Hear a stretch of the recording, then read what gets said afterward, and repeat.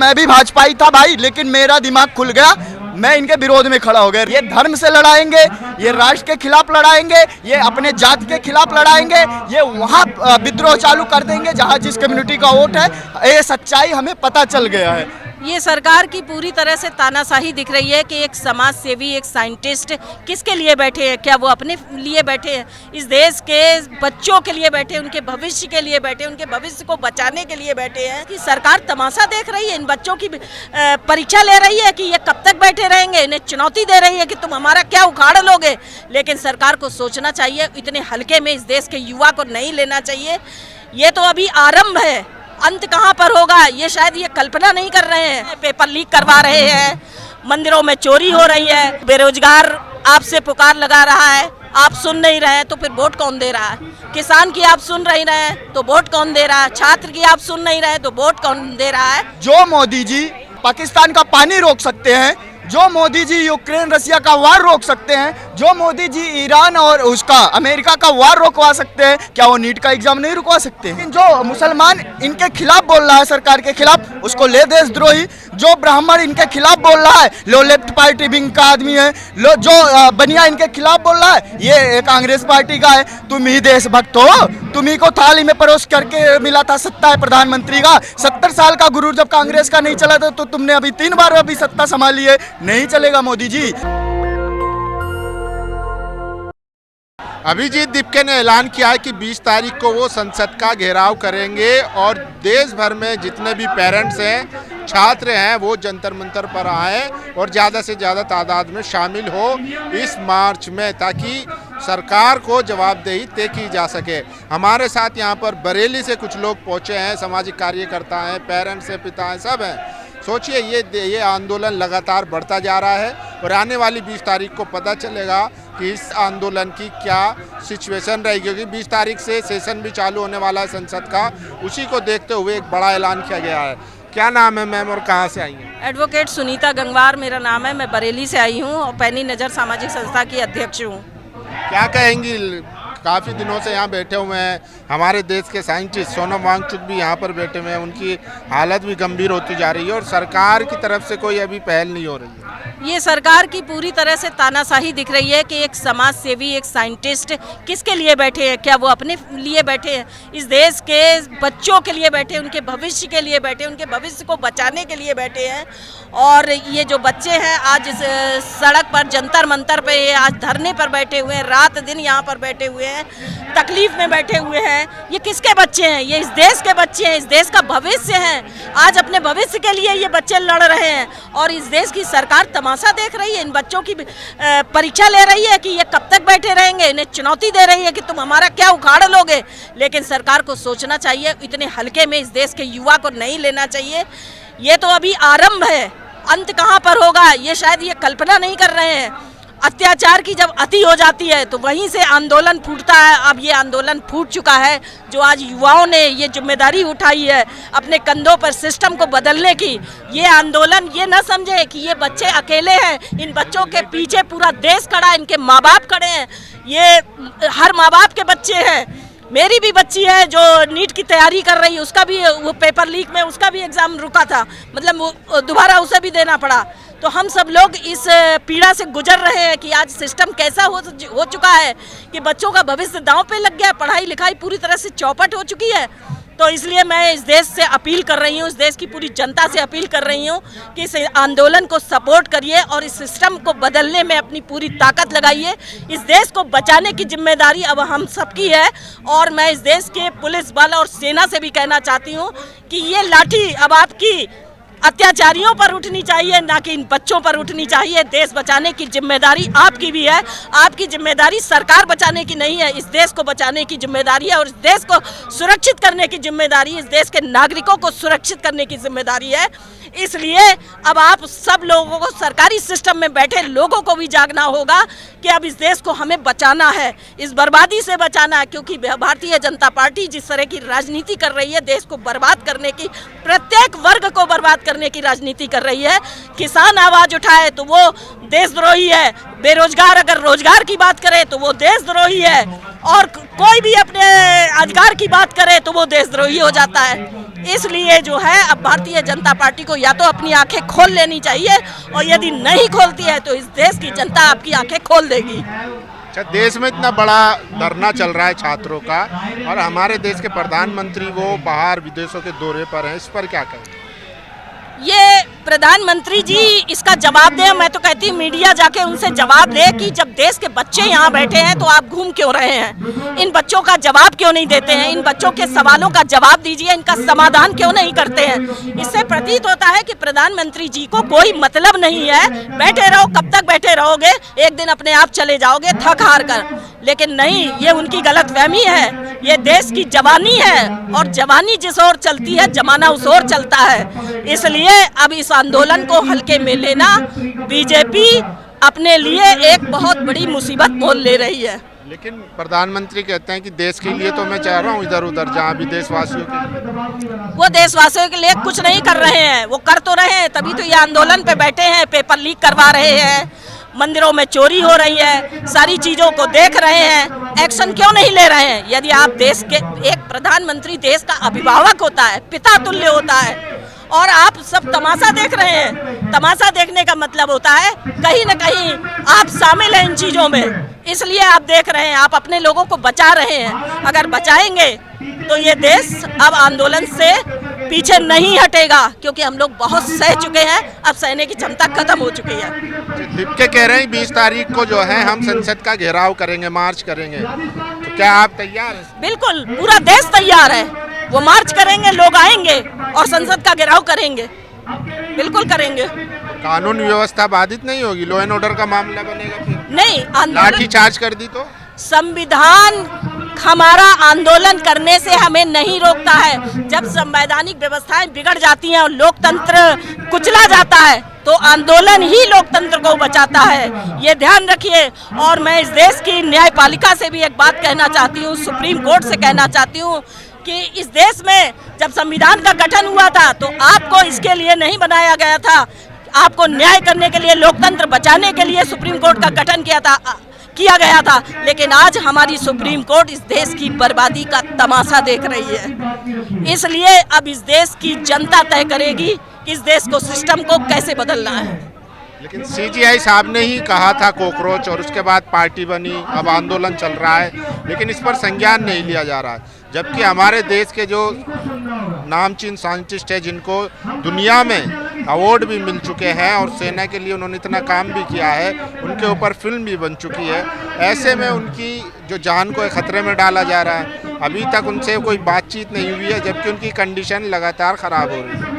मैं यही तो कह रही हूँ कि जब ये सारी चीज़ें इनको सुना नहीं जा रहा है, इनकी समस्या को समझा नहीं जा रहा है, तो ये इसी को बात को मैं कई बार दोहरा चुकी हूँ कि ये तानाशाही चल रही है, सरकार की तानाशाही चल रही है। तो तानाशाही का जवाब फिर आंदोलन होता है। तानाशाही चल रही है, बिल्कुल तानाशाही है। अगर एक सरकार नागरिकों की नहीं सुनेगी, देश के लोगों की पुकार नहीं सुनेगी, उनकी समस्या को नहीं सुनेगी, तो उसे सरकार कैसे कह सकते हैं? तानाशाही कैसे हो गई? मोदी जी 3 बार चुन के आ चुके हैं, सबसे लंबा रिकॉर्ड भी बना लिया उन्होंने। चुन के आने के बाद ही तो उनकी जिम्मेदारी शुरू होती है। जनता क्यों चुनती है, ये बताएं आप, जनता क्यों चुनती है? जनता उनको इसीलिए तो चुनती है कि आप अच्छा काम करेंगे हमारे लिए, आप देश को आगे बढ़ाएंगे, आप देश के युवाओं के लिए काम करेंगे, किसानों के लिए काम करेंगे, व्यापारियों के लिए काम करेंगे, बेरोजगारों के लिए काम करेंगे। जब आप नहीं करेंगे तो जनता सवाल पूछेगी। 3 बार चुना तो अच्छा काम कर रहे हैं, तभी तो चुना है। नहीं, एक चीज और भी है, आज इस सिस्टम पे भी सवाल उठ चुके हैं कि आपके जब खिलाफ जनता है, आपको बेरोजगार आपसे पुकार लगा रहा है, आप सुन नहीं रहे हैं, तो फिर वोट कौन दे रहा है? किसान की आप सुन नहीं रहे हैं तो वोट कौन दे रहा है? छात्र की आप सुन नहीं रहे तो वोट कौन दे रहा है? कहीं न कहीं ये सांसदों को तोड़ के, पार्टियों को ख़त्म करके, खरीद के, ये सारी चीज़ें अपना कर ये सरकार बना रहे हैं। तो एक चुनाव प्रक्रिया पर भी हजारों सवाल खड़े हुए हैं, और चुनाव प्रक्रिया के जो तरीका चल रहा है उस पर प्रमाण भी दिए गए हैं, उसके बाद भी हमारा सिस्टम सही नहीं हो रहा है, तो इसी को तानाशाही कहते हैं। आप मोदी जी की मेहनत को सबको बेकार कर रही हैं, जो वो 18 घंटे काम करते हैं, पिछले 12 सालों से लगे। तो मोदी जी बताएं ना कि 18 घंटे वो कौन सा काम करते हैं, वो भी तो देश को बताएं, वो काम भी तो गिनाएं। कि मैं हमने ये काम किए हैं। क्यों राम मंदिर नहीं बनवाया, 370 नहीं हटवाया? तो राम मंदिर बनवाने से देश को रोजगार तो नहीं मिल गया। मंदिर अपनी एक आस्था का विषय बनवाया, अच्छी बात है। उसमें चोरी हो रही है, इसका जवाब कौन देगा? उसका जवाब कौन देगा? वो तो आपसी है ना कि हमारा नहीं, आपसी कैसे कह सकते हैं? बजरंग दल, वीएचपी और आरएसएस का आपस का नहीं, इसकी जवाबदेही देश के प्रधानमंत्री की ही होगी। उन्होंने बनवाया है, देश की सरकार ने बनवाया है, तो जवाब भी उन्हीं को देना पड़ेगा। उन्हीं को जवाब देना पड़ेगा। क्यों नहीं चोरी रुक रही है? इस चोरी को क्यों नहीं खुलासा हो रहा है और सजा क्यों नहीं मिल रही है चोरी वालों को? अनुपम खेर कह रहे हैं कि हमारा आपस का मामला है, घर की बात घर में, इसके बदनाम भाई, थोड़ी किया आपस का मामला कैसे हो गया? ये आपकी व्यक्तिगत जायदाद थोड़ी है, मंदिर किसी की, ये देश की धरोहर है, ये देश की संपत्ति है, देश का आस्था का सवाल है। करोड़ों लोगों के अब विश्वास जुड़ा हुआ है, उस विश्वास का आपको जवाब देना पड़ेगा। क्या करेंगे 20 तारीख का जो ऐलान है संसद घेराव का? ऐसे में हम देख रहे हैं कि यहाँ पर मतलब प्रदर्शनकारियों से ज़्यादा पुलिस बल रहता है, आरएफ की टीम रहती है, सीआईएसएफ की टीम रहती है, तो ऐसे में लग रहा है कि आप संसद तक जा सकते हैं। बिल्कुल जाएंगे, ये टीम लगाई है। क्या मोदी लाठी चार्ज होगा, मुकदमा होगा? चार्ज होगा, मुकदमा होगा, जो भी होगा जेला जाएगा। ये तो हमेशा आंदोलन को कुचलते हैं। आंदोलन क्यों किया जा रहा है उन सवालों का जवाब नहीं देते हैं, आंदोलन को खत्म करते हैं। इसलिए इन्हें तानाशाह कहा जाता है। तानाशाह अगर नहीं हो तो ये आंदोलनकारियों की बात सुनते, उनका समाधान करते, आंदोलन खत्म हो जाता, बात खत्म हो जाती। लेकिन नहीं, आंदोलन का दमन किया जाएगा, लेकिन फिर भी देश की जनता अब नहीं रुकेगी, ये युवा नहीं रुक पाएंगे। क्या नाम है भैया? जी मेरा नाम सुमित शुक्ला। क्या लग रहा है 20 तारीख की तैयारियां हैं? तैयारियां हैं लेकिन सफलता मुश्किल है।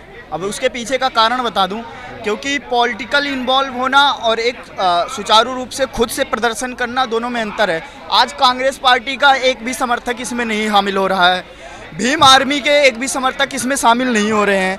वही छात्र शामिल हो रहे हैं, वही लोग शामिल हो रहे हैं जिनको देश से प्यार है, जिनको एजुकेशन से प्यार है, जो एजुकेशन फेलियर के खिलाफ सवाल उठा रहे हैं, वही जुड़ रहे हैं। अन्ना हजारे ने किया था, पूरे भारत में फैला था वो आंदोलन, आपने देखा था, क्योंकि वो बाद में पॉलिटिकल रूप लिया, ये पहले से पॉलिटिकल रूप ले लिया है। उसकी वो 24 घंटे मीडिया में लाइव चलता था, इसकी तो कवरेज भी नहीं हो रही। मेरी बात है, कुछ बीजेपी के आईटी सेलर जो है इसको अलग तरीके से परोसने का काम किया है, तो इसलिए इसको बड़ा मंच मिलना मुश्किल हो जाएगा। मुझे जहाँ तक लगता है, एक जनरली पैनलिस्ट के रूप में मैं अपनी बात रख रहा हूँ, ना कि मैं किसी पॉलिटिकल सपोर्ट में रह रहा हूँ। जो मोदी जी पाकिस्तान का पानी रोक सकते हैं, जो मोदी जी यूक्रेन रसिया का वार रोक सकते हैं, जो मोदी जी ईरान और उसका अमेरिका का वार रोकवा सकते हैं, क्या वो नीट का एग्जाम नहीं रुकवा सकते हैं? क्या वो छात्रों का भविष्य जो फांसी में, कोटा में फांसी लगा के मर जा रहे हैं, उनकी जान की वो नहीं रुकवा सकते हैं? वो गरीब जो किसान अपने खेतों में उपज पैदा करने के लिए खाद नहीं खरीद पा रहा है, उसकी जान नहीं रुकवा सकते हैं मोदी जी? ये जो मोदी जी का विरोध करेगा, मैं भी भाजपाई था भाई, लेकिन मेरा दिमाग खुल गया, मैं इनके विरोध में खड़ा हो गया। रीजन क्योंकि मैं जान गया सच, ये धर्म से लड़ाएंगे, ये राष्ट्र के खिलाफ लड़ाएंगे, ये अपने जाति के खिलाफ लड़ाएंगे, ये वहाँ विद्रोह चालू कर देंगे जहाँ जिस कम्युनिटी का वोट है। ये सच्चाई हमें पता चल गया है, इसीलिए मैं आज बीजेपी का विरोध करना चालू कर दिया हूँ। रीजन ये है कि विश्व स्तर पे कहीं भी मोदी जी बोल दिए, अब अपने आप को इतना बड़ा नहीं समझ सकते कि देश के जंतर मंतर पे प्रदर्शन होता है, बिहार में भरत तिवारी की हत्या हो जाती है और किसी लड़की का बलात्कार हो जाता है मेरठ जैसी जगह पे, उनकी आवाज तक नहीं निकलती, जू तक नहीं रगड़ता, लेकिन बाहर कहीं जाके कोई भी घटना विश्व स्तर पे होता है, वहाँ इनका तुरंत आवाज निकलता है।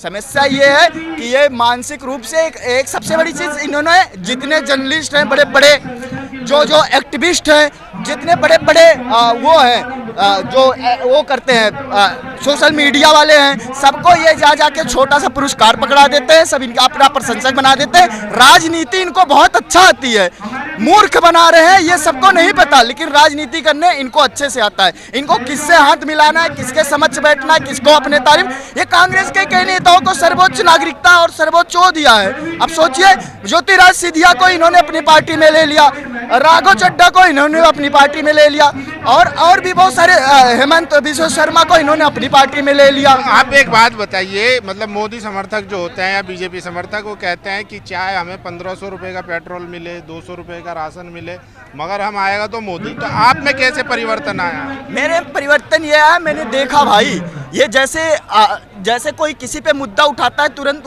उसके ऊपर उंगली उठा देते हैं और इनके आईटी सेल वाले उसे गालियां देना चालू कर देते हैं। मेरा अभी सोशल मीडिया आप देखो तो मैं बहुत बीजेपी के लिए पोस्ट डालता था, तब मेरा दिमाग नहीं उतना खुला था, नहीं जानता था, क्योंकि मैं भी देख लेता था कि यहाँ नारा लगा, जो मुसलमान देश भारत माता की जय कर रहा है उसके मुंह पे माइक नहीं लगा रहे हैं, लेकिन जो मुसलमान इनके खिलाफ बोल रहा है सरकार के खिलाफ उसको ले देशद्रोही, जो ब्राह्मण इनके खिलाफ बोल रहा है लो लेफ्ट पार्टी विंग का आदमी है, लो जो बनिया इनके खिलाफ बोल रहा है ये कांग्रेस पार्टी का है। तुम ही देशभक्त हो, तुम्ही को थाली में परोस करके मिला था सत्ता है प्रधानमंत्री का। 70 साल का गुरूर जब कांग्रेस का नहीं चला था तो तुमने अभी 3 बार अभी सत्ता संभाली है। नहीं चलेगा मोदी जी, ये भारत है, ये सब जानता है। यहाँ का बच्चा अगर बचपन में पैदा होता है तो उसको पता होता है कि कौन हमारे लिए अच्छा है कौन बुरा है। अंधकार तभी तक ठीक है जब तक आंखों पे चश्मा है, लेकिन आंखें खुल जाती है तो इंसान को पता हो जाता है। हाँ, और हमने तो भगवान इंद्र को भी नहीं छोड़ा था, सिर्फ एक गलती की सजा, उनको आज तक पूजा नहीं जाता, तो मोदी कहाँ किस खेत की मूली है। मोदी जी भी तो कहते हैं कि वो बायोलॉजिकल हो कुछ भी हो, जब एक बेवकूफ को भारत का शिक्षा मंत्री बना देते हैं और एक गुंडे को बिहार का मुख्यमंत्री बना देते हैं, ऐसे लुटेरे को अपने पार्टी में ले आते हैं जो पीछे भ्रष्टा। यहाँ कर्नाटक में चले जाइए, जंगल कटवाना, चंदन कटवाने वाले, लकड़ी कटवाने वाले लोगों को इन्होंने अपने पार्टी में वन संरक्षण मंत्री बनाने का काम किया है। इससे ज्यादा क्या कहूँ मैं, बहुत सारा गड़बड़ कर रहे हैं, ये सिस्टम पूरा फेल हो चुका है। सिर्फ मैं एक सरकार की छोड़ के यूपी उत्तर प्रदेश योगी आदित्यनाथ की जो कुछ अच्छा काम करते हैं, बाकी मैं भाजपा के किसी नेताओं की तारीफ नहीं करूंगा, किसी नेता की तारीफ नहीं करूंगा, मोदी जी की भी तारीफ नहीं करना। मैं दस्तक की आपसे गुजारिश है कि अगर इसको बचाना चाहते हैं तो नेशनल दस्तक को सब्सक्राइब करने के लिए रेड कलर के सब्सक्राइब बटन को दबाएं, फिर बेल आइकन की घंटी दबाएं। नेशनल दस्तक को बचाने के लिए बहुत जरूरी है कि हर खबर को शेयर करें, लाइक करें, कमेंट जरूर करें।